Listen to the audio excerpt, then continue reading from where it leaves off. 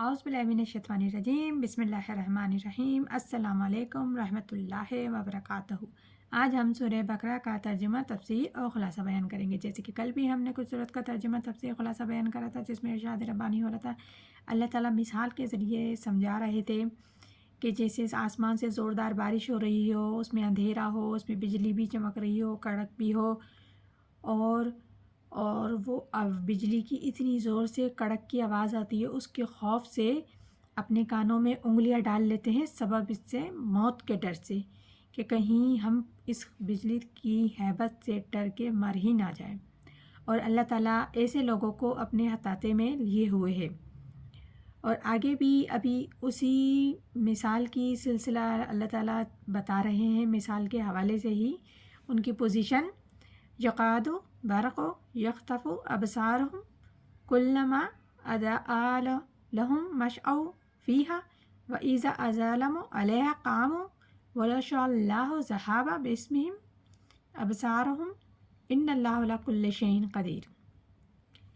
के करीब है बिजली उचक ले उनकी आँखें, जब चमकती हैं उन पर चलने लगते हैं उसकी रोशनी में। जब अंधेरा होता है तो खड़े रह जाते हैं। अगर अल्लाह चाहे तो ले जाता उनके कान और आँखें। बेशक अल्लाह ताला हर चीज़ पे कादिर है। यानी कि उनकी ये हालत है कि जैसे ही थोड़ी रोशनी होती है तो गोया वो चलने लगते हैं, और बिजली जब चमकती है तो रोशनी महसूस होती है तो वो चलने लग जाते हैं। जब अंधेरा उन पर हो जाता है तो वहीं के वहीं खड़े के खड़े रह जाते हैं। ये नक्शा खींचा है उन लोगों का कि एक तरफ बारिश हो रही है, कुरान पाक की आसमान से वो नाजिल हो रहा है। ये किताब मुबारक है, लेकिन इसमें कड़क है, गरज है, कुफर से मुकाबला है, कुफर की तरफ से धमकियां हैं, अंदेशे हैं, ख़तरात हैं, इम्तिहानात हैं, आजमाइशें हैं। ज़रा कहीं हालात बेहतर होते हैं तो वो मुनाफिक चले आते हैं अहले ईमान के पास कि हम भी मुसलमान हैं, हम भी तुम्हारे साथ करेंगे, जैसे तुम करते हम नेक काम करेंगे, उसमें बढ़ चढ़ के हिस्सा लेंगे। लेकिन जैसे ही कोई आजमाइश आती है तो वो मुनाफिक खड़े के खड़े रह जाते हैं। अगर अल्लाह चाहता तो उनकी भी समात और बसारत को सलेब कर देता, लेकिन अल्लाह ताला का कानून है कि जो जहाँ रहना चाहता है अल्लाह ताला ने आज़ादी इरादा दिया है इंसान को। अब तुम अगर मोमिन मुत्तकी बनकर ज़िंदगी गुजारना चाहते हो तो वो अल्लाह ताला आसान कर देता है तुम पर। तुम कुफर के रास्ते को इख्तियार करते हो तो वो खोल देता है, क्योंकि अल्लाह ताला जबरन किसी को न हक पर लाता है न बातिल पर। क्योंकि जबर अगर होगा तो इम्तिहान का मामला ख़त्म हो जाएगा। यकीनन अल्लाह ताला हर चीज़ पे कादिर है।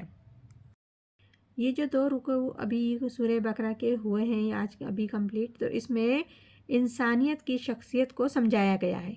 जब भी कभी दावत हक़ उठेगी, और मुकम्मिल हक़ की दावत है, इसमें इनकलाबी रंग भी है, बातिल से पंजा आजमाई भी करनी है, उसको नीचा दिखाना है, हक़ का गलबा करना है। तो ये तीन किस्म के अफराद लाजमन हमेशा वजूद में आएंगे, और उनके पीछे के किरदार को जानना, उनके पस मंज़र को जानना नहायत ज़रूरी है। कि इस आगे आयत में इरशाद रब्बानी है, या अय्युहन नास बदु रब्बकुम लज़ीना खलकम वल्लज़ीना मिन क़ब्लकुम लअल्लकुम तत्तक़ून। यहाँ अल्लाह ताला इरशाद फरमा रहे हैं, ए लोगो बंदगी करो अपने रब की जिसने पैदा किया तुमको और उनको जो तुमसे पहले थे, शायद कि तुम बच जाओ। इन आयत में कुरान की दावत का खुलासा है कि कुरान क्या दावत देता है, क्या चाहता है, क्या पुकार रहा है। क्योंकि तमाम अंबिया इकराम, रसूल, तमाम पैगंबर और तमाम नबी की दावत यही दावत दी कि खालिस अल्लाह की इबादत करो और उसी की बंदगी करो, क्योंकि उसी ने तुमको पैदा किया है, तुमसे पहले वालों को भी उसी ने पैदा किया, ताकि तुम बच जाओ दुनिया की अफरा तफरी के धक्कों से और बच जाओ आखिरत में अल्लाह के अजाब से।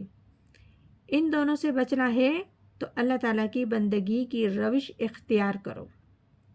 تو یہ سورہ بقرہ ہے جس کی ابھی 2 صورتوں کا ترجمہ تفسیر کیا ہے۔ اللہ تعالیٰ ہم سب کو بہتر پڑھنے، سمجھنے، عمل کرنے کی توفیق عطا فرمائے۔ آمین ثم آمین۔ جزاک اللہ۔